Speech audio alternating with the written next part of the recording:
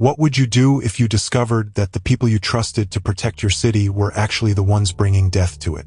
Imagine the nocturnal silence of the Kentucky prairie, broken only by the distant howl of coyotes and the creaking of floorboards in an old house on the edge of the town of Pine Creek. The air is thick with the smell of dust and dried blood, and in the basement of this house lie secrets that were never meant to see the light of day. It was here, in 1874, that one of the darkest chapters in the history of the American West began. A story that many have tried to forget, but which continues to haunt these lands even a century and a half later. If you enjoy stories like this, about the dark secrets of the past, subscribe to the channel so you don't miss new investigations into history's most sinister mysteries. It all began on a cold October morning, when young Sheriff Thomas Wilkinson arrived in the small town of Pine Creek in eastern Kentucky. Pine Creek was a typical frontier settlement of the time. Several dozen wooden houses, a saloon, a blacksmith shop, a small church, and a sheriff's office. The town had been founded only 15 years earlier, but had already become an important transit point for merchants, cattle, and travelers heading west. Wilkinson was appointed sheriff of the county after the previous lawman, Jeremiah Coltrane, mysteriously disappeared 3 months earlier. Locals said that Coltrane had gone to investigate a report of cattle theft on a remote ranch and never returned. His horse was found wandering the prairie 2 weeks later, but the sheriff himself seemed to have vanished into thin air. When Wilkinson rode into town, he was met with wary glances. Pine Creek was a small community where everyone knew each other, and strangers were not welcome here. But the young sheriff had a reputation as a capable law enforcement officer, and the county authorities hoped that he would be able to deal with the increasing number of disappearances in the region. Wilkinson's first order of business was to study the documents left by his predecessor. In the dusty sheriff's office, he found an old chest in which Coltrane kept records of his investigations. Among the faded papers and yellowed newspaper clippings, Wilkinson found a tattered diary in a leather binding. The first page read, "Diary of the Investigation of Disappearances in Pine Creek County, started March 12, 1874. Flipping through the pages of the diary, Wilkinson felt a chill run down his spine. Over the past 2 years, more than 20 people had disappeared in the county. Most of them were lone travelers, merchants, or adventurers heading west, people whose disappearance would hardly cause a great stir. Interestingly, all the victims disappeared on the same stretch of road, about 5 miles west of town. Coltrane wrote in his notes. Local residents began calling this place the Lost Mile and tried to avoid it after sunset. In his diary, Coltrane also mentioned 2 brothers, Ezra and Isaiah Blackwood, who had purchased a ranch near this infamous road about 3 years ago. The brothers quickly gained the respect of the locals by helping to defend the town from bandits and Indian raids. They were skilled riders and sharpshooters, and their services as guides and guards for trade caravans were highly valued. The Blackwood brothers once again saved the day, read one of the newspaper clippings attached to the diary. When a band of robbers attacked the caravan of Trader Johnson, Ezra and Isaiah single-handedly repelled the attack, shooting 3 bandits and putting the rest to flight. However, Coltrane's last entries became increasingly disturbing. He began to notice strange coincidences. Almost all the disappearances occurred shortly after the Blackwood brothers offered their services as escorts. In addition, despite frequent attacks and disappearances, the bodies of the victims were never found. Something doesn't add up in the brothers' stories, Coltrane wrote in his last entry. Tomorrow I'm going to their ranch and try to figure things out. I have a suspicion, but I hope it won't be confirmed. This was the last entry in the diary. After it, the pages remained blank, silent witnesses to the mystery carried away by the disappeared sheriff. Wilkinson closed the diary and took a deep breath. Outside the sheriff's office window, the sun was already setting, painting the sky of Pine Creek in blood-red tones. He decided that in the morning, he would go to the Blackwoods Ranch to continue the investigation begun by his predecessor. But before retiring for the night, Wilkinson decided to visit the local saloon to get acquainted with the residents of the town and perhaps gather more information about the mysterious brothers. The Wild Bill Saloon was the center of Pine Creek's social life. Cowboys and farmers gathered here after a long day's work to drink whiskey, play cards, and exchange the latest news. When Wilkinson entered the smoke-filled room, the conversation stopped for a moment, then resumed with renewed vigor. The young sheriff approached the bar and ordered a whiskey. The bartender, a gray-haired man with a weathered face, introduced himself as Bill Harrison, the owner of the establishment. "So you're the new sheriff," he said, pouring the amber liquid into a glass. "Welcome to Pine Creek, although I wouldn't call this place hospitable lately." "I've heard about the missing people," Wilkinson replied, taking a sip, "and about the Blackwood brothers. Do you know them well?" Harrison paused for a moment, looking around, as if checking whether anyone was eavesdropping on their conversation. "They appeared here about 3 years ago," he finally said, lowering his voice. "No one knows where they came from, but they quickly became local heroes, especially after they repelled Red Jack's gang's attack on our town. The locals trust them. Most of them. Yes, they protect the town, help farmers with problem animals, escort caravans, but..." Harrison lowered his voice even more. "There's something strange about these brothers. They never invite anyone to their ranch, and there are rumors of screams coming from there at night. Some say it's just coyotes, but others aren't so sure." The conversation was interrupted by a loud slam of the door. 2 men entered the saloon and all the conversation stopped again. Without even looking at the reaction of the visitors, Wilkinson realized that these were the famous Blackwood brothers. They were tall, broad-shouldered men with weathered faces and cold eyes. The elder, Ezra, wore long black hair tied back in a ponytail and a thick beard. Isaiah was clean-shaven, with short blonde hair and a scar crossing his left eyebrow. Both were dressed in worn leather clothing and wore revolvers in holsters low on their hips, a clear sign that they were used to using them. The brothers approached the bar and ordered whiskeys. Ezra noticed the badge on Wilkinson's chest and smirked. "So, you're the new sheriff," he said, extending his hand. "Ezra Blackwood, and this is my brother Isaiah. We heard you arrived today." Wilkinson shook the outstretched hand, noting the unusual strength of the grip and the calluses from weapons on Ezra's palm. "Thomas Wilkinson, pleased to meet you. I've heard a lot about you, gentlemen. Hopefully only good." "Mostly," Isaiah said with a smile that didn't reach his eyes. "Although, I've also heard that my predecessor disappeared on his way to your ranch." The atmosphere changed instantly. Ezra stopped smiling, and Isaiah put his hand on the hilt of his revolver. "Sheriff Coltrane never made it to our ranch," Ezra said coldly. "We were waiting for him that day, but he never came.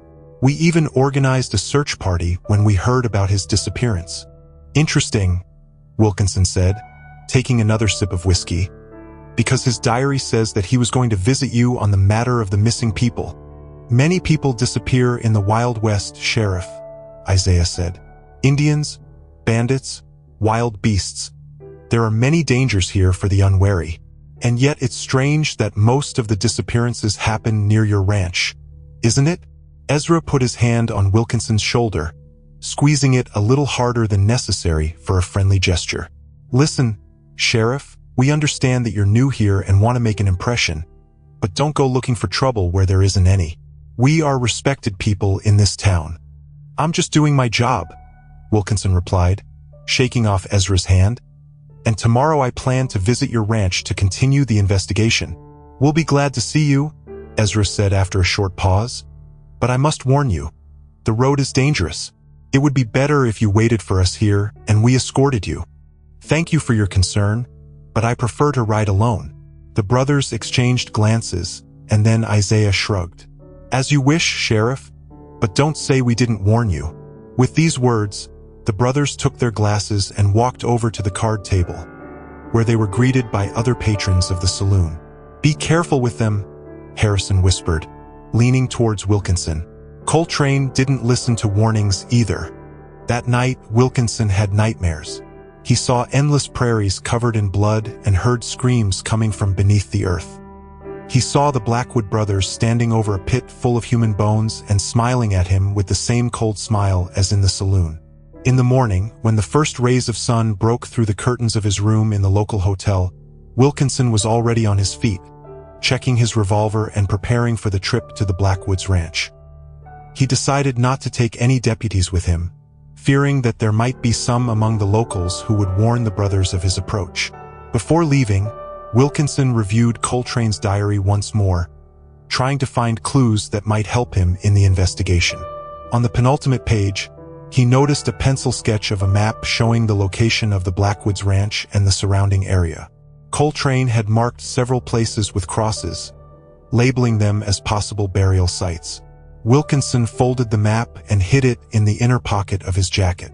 Then he left the hotel, got on his horse and headed west of town, towards where the Blackwood Brothers Ranch was hidden among the hills and ravines. The road was deserted. Wilkinson did not meet a single traveler, which was strange for a trade route. Soon he reached the lost mile that Coltrane had written about. It was a stretch of road running through a narrow canyon with high, rocky walls on both sides, an ideal place for an ambush. Wilkinson tensed, putting his hand on the hilt of his revolver and carefully scanning the rocks for possible danger. But the canyon was empty, except for a few vultures circling high in the sky. Emerging from the canyon, Wilkinson saw the Blackwoods Ranch in the distance. It was a surprisingly large holding, the main house built of logs and stone, several outbuildings, cattle pens, and a stable. Everything looked solid and well-maintained, which spoke to the prosperity of the owners. But something about this picture troubled Wilkinson. There were no workers visible on the ranch, although a farm of this size should have required at least a dozen hands. Nor were there any of the usual farm sounds: the mooing of cattle, the neighing of horses, the clanging of hammers. The ranch seemed deserted, despite the wisp of smoke rising from the chimney of the main house. Wilkinson dismounted at the hitching post in front of the house and tied up his horse. Then he checked his revolver and headed towards the front door. But before he could knock, the door opened and Ezra Blackwood appeared on the threshold. "Sheriff Wilkinson," he said with the same cold smile. "You decided to visit us after all? Come in. We were just about to have lunch." Wilkinson entered the house, noting to himself that Ezra didn't seem at all surprised by his arrival, even though the sheriff hadn't told anyone the exact time of his visit. Inside, the house was furnished with unexpected luxury. Expensive furniture, Persian rugs, paintings in gilded frames. All of this seemed out of place in the home of cattle ranchers on the edge of civilization. In the living room, Isaiah was waiting for them, sitting at a large oak table set with food and drinks. "Welcome to our humble ranch, Sheriff," he said, pointing to a vacant chair. "Join us. The journey must have been tiring." Wilkinson sat down, but declined the offered food and drinks, saying that he had already had breakfast in town. "I'm here on business," he said, "investigating the disappearance of Sheriff Coltrane and other people who have gone missing in this area." Of course," Ezra said, pouring himself wine from a crystal decanter. "We are ready to help in any way we can." "Then let's start with a simple question. Where were you on the day Sheriff Coltrane disappeared?" The brothers exchanged glances, and Isaiah replied, "We were escorting the caravan of Trader Martinez to Eagle Pass. We only returned 3 days after Coltrane disappeared." "Interesting," Wilkinson said, "because according to the records in Coltrane's diary, he had arranged to meet with you here at the ranch on the very day he disappeared." "The sheriff must have been mistaken," Ezra said. "We never made an appointment with him. If he had told us that he wanted to come, we would have postponed the trip with the caravan." Wilkinson noticed that Isaiah's hand under the table twitched slightly towards his belt, where a knife or pistol was probably hidden. "What about the other missing people?" the sheriff continued. "Many of them disappeared after using your services as guides." "The Wild West is dangerous, Sheriff," Isaiah said. "We cannot guarantee the safety of everyone who travels through these lands. Indians, bandits, wild beasts, there are many threats. And yet it's strange that the bodies are never found," Wilkinson noted. "Not a single one, as if the earth simply swallows these people. Or vultures and coyotes do their job," Ezra shrugged. "Here a body can disappear in a few days if it is not buried properly." Wilkinson felt that the brothers were hiding something. Their answers were too smooth, too prepared, as if they had rehearsed this conversation many times. "I would like to inspect your ranch," he said, especially the outbuildings. I'm afraid that's impossible without a warrant, Sheriff, Ezra replied coldly. We respect the law, but we also value our privacy. I have reason to believe that evidence of a crime may be located on your land, Wilkinson insisted. This gives me the right to search. What exactly are those reasons, Sheriff? Isaiah asked, his hand now openly resting on the hilt of a knife tucked behind his belt. The suspicion of your predecessor, who may have simply gotten lost in the prairie or town gossip. Wilkinson realized that the situation was heating up. The brothers were becoming increasingly hostile, and he was alone against two of them in their territory. Listen, gentlemen, he said, trying to defuse the situation. I'm just doing my job. If you have nothing to hide, let me inspect the ranch and I'll leave you alone. Ezra got up from the table and walked over to the window, looking out into the yard. You know, Sheriff, he said without turning around, many have tried to poke their noses into our business. None of them bother us anymore. This was now an undisguised threat. Wilkinson slowly pushed back his chair and put his hand on the hilt of his revolver. That sounds like a confession, Mr. Blackwood, he said. Perhaps you should explain yourself. Ezra turned around and a sinister smile played on his face. Explain myself? Of course. My brother and I have discovered that this region is rich in more than just pastures, Sheriff. There is something much more valuable here. Gold. Wilkinson asked, not understanding what Ezra was getting at. Isaiah laughed. Better, seclusion, freedom to do what we like without the interference of law or morality. You see, Sheriff, my brother and I are special. We have special appetites. Wilkinson felt a chill run down his spine. He was beginning to understand that the Blackwood brothers might not just be murderers, but something far more terrible. What did you do with the missing people? He asked, already knowing that he would not get an answer he would like to hear. Why don't we show you? Ezra said. Isaiah, invite our sheriff to the basement. I think he'll be interested to see our collection. Isaiah got up and walked towards a door at the far end of the room. Wilkinson knew that if he followed them, he would most likely share the fate of Coltrane and the other missing people. But this was his chance to learn the truth and possibly find evidence of the brothers' crimes. After you, Wilkinson said, deciding to continue the game until he had an opportunity to escape or attack. Isaiah opened the door, behind which was a steep staircase leading down into the darkness. Wilkinson noticed the smell rising from the basement, a heavy, metallic smell of blood mixed with decay and something else he couldn't define. Please, Isaiah said, pointing to the staircase. Wilkinson took a step forward, but at the last moment abruptly turned around and drew his revolver, aiming it at Ezra, who was standing closer. Don't move, both of you, he shouted. You are under arrest on suspicion of murdering Sheriff Coltrane and other missing persons. The brothers didn't look surprised or frightened. They just looked at him with the same cold curiosity with which a cat looks at a caught mouse. You won't get out of here, Sheriff, Ezra said calmly, but we appreciate your courage. It makes the hunt more interesting. The hunt? What are you talking about? About our little entertainment? Isaiah smiled. You see, killing just like that is boring. We like to play with our prey. At that moment, Wilkinson heard a groan coming from the basement, a human groan full of pain and despair. Who's down there? He asked, not lowering his weapon. Oh, we have a trader from St. Louis visiting, Ezra said. For the third day now. Surprisingly resilient man, I must admit. You're sick? Wilkinson breathed, realizing what kind of evil he was dealing with. You'll both be going to the gallows for your crimes. Many have tried to catch us, Sheriff, Isaiah said. From the Mississippi to the Rocky Mountains, we change names, change places, but we never change our habits. It's our nature. Wilkinson began to back towards the front door, keeping the brothers in his sights. He understood that he had to get out of here alive to warn the town and bring reinforcements. Stay where you are or I'll shoot, Wilkinson warned, continuing to retreat towards the door. Ezra slowly raised his hands, but a sinister smile played on his face.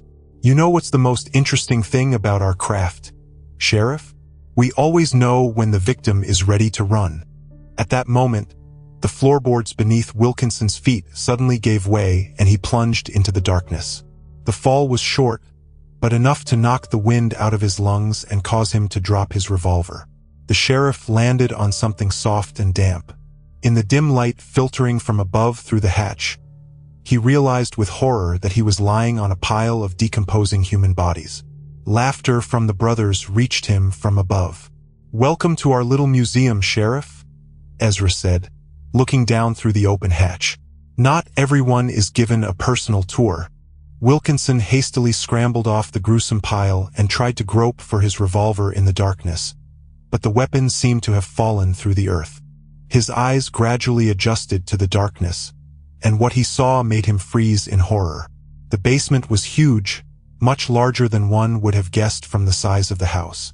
It seemed that the brothers had expanded a natural cave beneath their ranch. The walls were hung with tools, knives, saws, hooks, and other implements whose purpose Wilkinson would rather not know. But the most frightening thing was the tables, long, wooden, with grooves for draining blood. They stood in rows, and on some of them lay bodies, some already butchered like animal carcasses in a slaughterhouse, others still whole, tied with leather straps with gags in their mouths. On a distant table, Wilkinson noticed movement. A living man, was trying to free himself from his bonds. It must have been that trader from St. Louis that Ezra had mentioned. "I see you appreciate the scale of our operation," Isaiah said, descending the stairs with a kerosene lamp in his hand. Ezra followed him, holding Wilkinson's revolver in his hand. "We are proud of our work. You are monsters," Wilkinson breathed, frantically looking around for a weapon or a way to escape. "Not monsters, Sheriff," Ezra corrected him. "Just people with particular tastes. You know, human meat has a very special taste. Nothing compares to it." Wilkinson felt nauseous. He had always considered himself a brave man, but what he was faced with was beyond ordinary evil. "You eat them?" he asked, already knowing the answer. "And not only," Isaiah smiled. "The skin goes to book bindings and clothing, the bones to knife handles and other tools, the hair to wig making. Nothing goes to waste." Ezra walked over to the wall and took something off a hook that looked like a leather jacket. But when he unfolded it, Wilkinson saw with horror that it was human skin, skillfully tanned and sewn into a semblance of clothing. "This, for example, belonged to a young teacher from Boston," Ezra said, lovingly stroking the gruesome trophy. "She was heading to California to start a new life. Such delicate skin, without a single flaw. And this," Isaiah pointed to a strange flute hanging on the wall, "is made from Sheriff Coltrane's tibia. He was a brave man, almost like you, but in the end they all scream the same." Wilkinson realized that he was not going to get out of here alive. The brothers were not going to let him go, and there was no help to be expected from anywhere. But if he had to die, then at least they would know the whole truth. "How many?" he asked. "How many people have you killed?" The brothers exchanged glances, as if this question amused them. "Here, about 30 in the last 3 years, Ezra said. "But before that there were other places, Missouri, Kansas, Colorado. We don't stay in one place too long," Isaiah added. "Usually we leave when the locals start to suspect something, or when another sheriff gets too curious." "Why do you do it?" Wilkinson asked. "For food? Or is there something else?" "Oh, food is only part of the pleasure," Ezra said, moving closer. "The main thing is power, absolute power over the life and death of another person. To see the fear in their eyes, to hear their pleas. There is nothing more intoxicating. Our mother taught us this art," Isaiah said unexpectedly, and his eyes clouded over, as if he had plunged into memories. "She was a special woman. She knew secrets that most people can't even imagine." "What did she do to you?" Wilkinson asked, realizing that he was not just dealing with murderers, but the result of some monstrous upbringing. "Do?" Ezra laughed. "She freed us, Sheriff, freed us from the shackles of morality and conscience that restrain the rest of humanity. She showed us that all these rules are just conventions, created by the weak to protect themselves from the strong. And now we are strong. Isaiah said, taking a long knife from the table. "And you, like all the others, are just meat." Wilkinson understood that the conversation was over. The brothers were approaching him from both sides, cornering him. He had no weapons, no chance of escape, but he was the sheriff, and it was his duty to fight to the end. In a desperate attempt, Wilkinson grabbed a heavy metal tray from the nearest table and hurled it at the kerosene lamp that Isaiah had placed on the table. The lamp shattered and burning kerosene spilled onto the wooden floor, instantly igniting the dry wood. "You idiot!" Ezra shouted, retreating from the fire. "You'll destroy us all." The flames spread rapidly through the basement, devouring the wooden tables and spreading to the walls.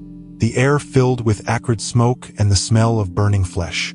Wilkinson took advantage of the brothers' confusion and rushed towards the stairs leading upstairs.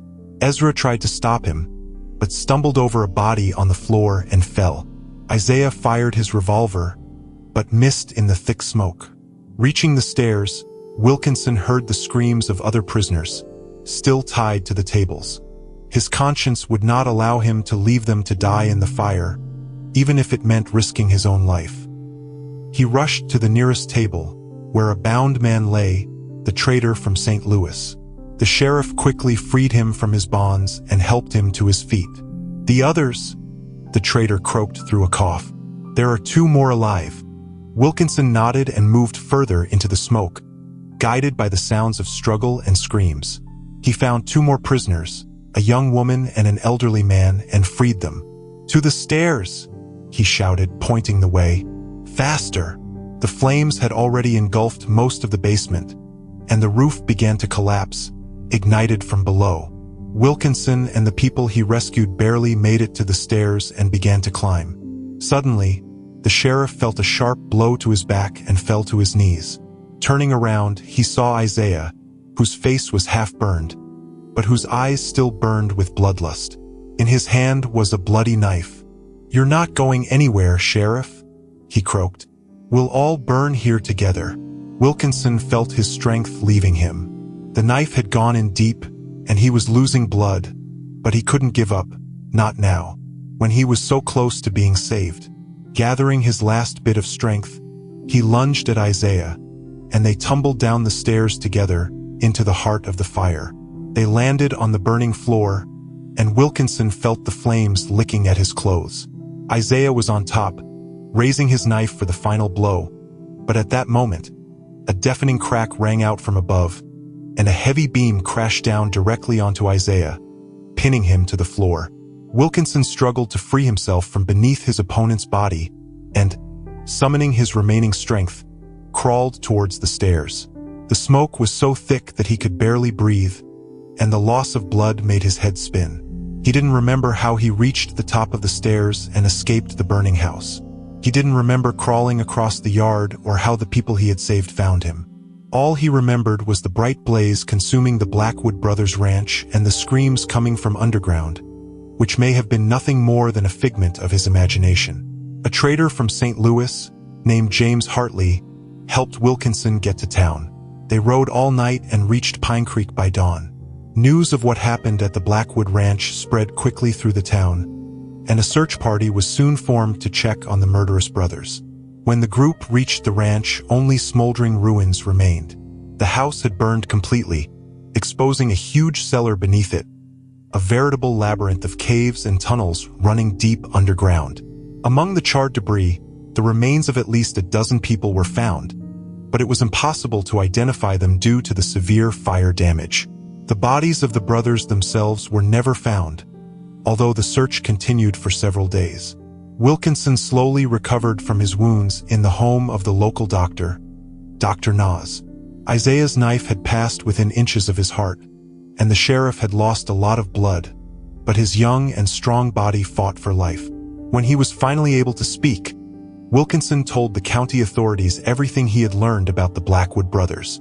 His story was so horrifying that many initially refused to believe it, but the discoveries in the cellar later confirmed every word he said. In one of the caves beneath the house, investigators found a veritable storehouse of horrors. Tanned human skins, bones turned into tools and ornaments, and, most terrifying of all, barrels of salted human meat. They were cannibals, the county investigator's official report stated, and, judging by everything, had been doing it for years. The number of victims could be in the dozens, if not hundreds. The story of the Blackwood brothers quickly spread throughout the West. Newspapers called them the Kentucky Man-Eaters and devils in human form. Their crimes were considered so monstrous that many preferred not to speak of them at all, fearing to invite misfortune. Sheriff Wilkinson, however, could not forget what he had seen in the ranch cellar. At night, he had nightmares about the Blackwood brothers and their victims. He would wake up in a cold sweat, hearing screams that seemed to come from underground. A month after the fire, when Wilkinson was almost fully recovered, strange news came to Pine Creek. In the town of Red Rock, 100 miles to the west, two brothers calling themselves Smith had appeared. They had bought a ranch and were offering their services as guides and guards for wagon trains. Wilkinson immediately knew who they were. Despite the doctor's warning, he gathered a posse of 10 men and set off for Red Rock to put an end to the murderous brothers once and for all. But when they arrived, the ranch was empty. The Smith brothers had disappeared, leaving behind only an ominous sign. A human figure with its face crossed out, carved into the door of the house. "They knew we were coming," one of Wilkinson's men said. "It's like they have eyes and ears everywhere."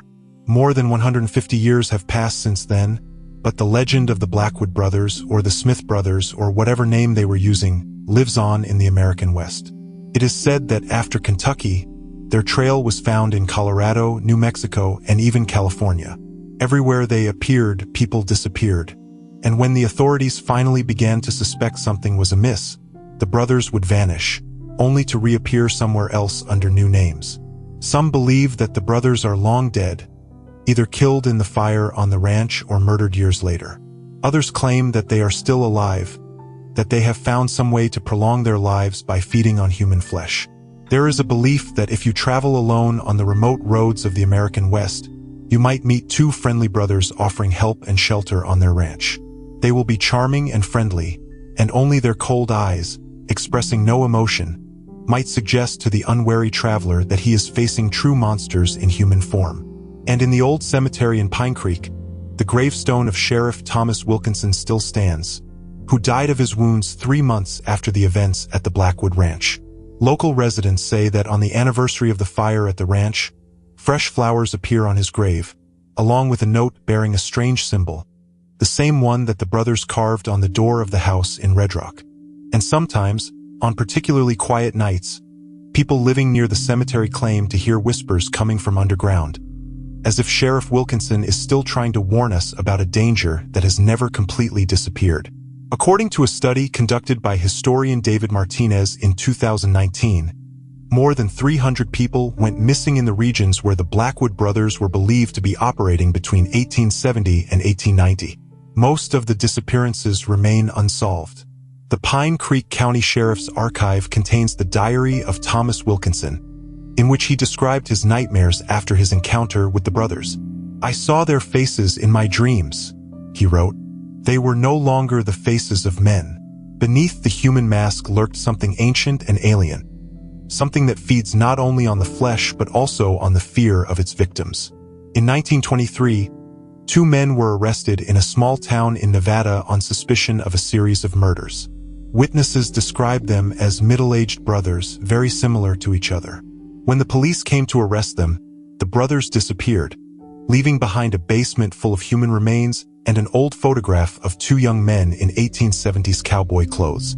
On the back of the photograph was the inscription, "Ezra and Isaiah, Kentucky, 1874. In 1957, historian and folklorist James Renson published a study on the Blackwood brothers, in which he suggested that their story may have been the inspiration for many legends about cannibals and serial killers in the American West. The horror they evoked was so strong, Renson wrote, that people preferred to believe that the brothers were not just murderers but something supernatural, demons in human form. In the 1980s, cases of ritual murders mimicking the crimes of the Blackwood brothers were recorded in several states. The killers, calling themselves the Children of Blackwood, claimed to be following the traditions started by the legendary brothers. All members of the cult were arrested, but they insisted until the very end that the real Blackwood brothers were still alive and directing their actions. In 2012, during excavations at the site where the Blackwood Ranch once stood, archaeologists discovered the remains of underground tunnels and caves running deep underground. In one of the caves, a strange carved figure made of human bone was found, depicting two embracing brothers with the faces of predators. Dating showed that the figurine was about 140 years old. And in 2021, an entire family of tourists disappeared in a small town on the border of Nevada and Utah. Their car was found on the side of the road, and in the glove compartment was an old map with a ranch marked on it and a note. The B brothers offer shelter and food to weary travelers. The police are still searching for the missing family, but with each passing day, hopes of finding them alive dwindle. And who knows, maybe at this very moment, somewhere in a remote corner of the American West, brothers with cold eyes and warm smiles are offering help to another lone traveler, inviting him to share a dinner with them on their secluded ranch. So if you ever travel the old roads of Kentucky, Colorado, or Nevada and meet two brothers offering their help and hospitality, remember the story of Sheriff Wilkinson and the Blackwood brothers and run. Run without looking back, because some legends never die, just like those who created them.